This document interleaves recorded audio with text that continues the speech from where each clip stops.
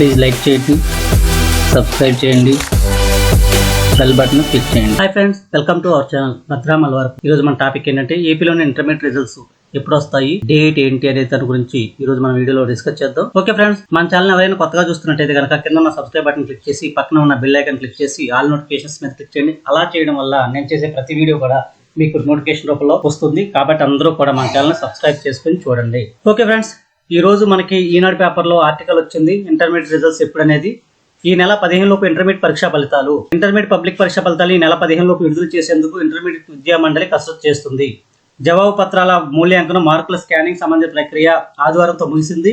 మూల్యాంకనాన్ని మరోసారి పునఃపరిశీలన చేసేందుకు 6 రోజుల సమయం పడుతుంది. అలాగే ఇంటర్మీడియట్ పరీక్షలు మార్చి 1 నుంచి 29 వరకు జరగగా ఫస్ట్ ఇయర్ సెకండ్ ఇయర్ మీద మొత్తం మీద 10 లక్షలు పైగా విద్యార్థులు హాజరయ్యారని చెప్పేసి ఇంటర్మీడియట్ బోర్డు తెలియజేసింది. కాబట్టి మనకి ఈ నెల 15వ తారీఖు లోపు ఇంటర్మీడియట్ రిజల్ట్స్ వస్తాయని చెప్పేసి బోర్డు వారు తెలియజేస్తున్నారు. కాబట్టి అందరూ ఇంటర్మీడియట్ రాసిన విద్యార్థులు అందరూ కూడా దీన్ని గమనించగలరు.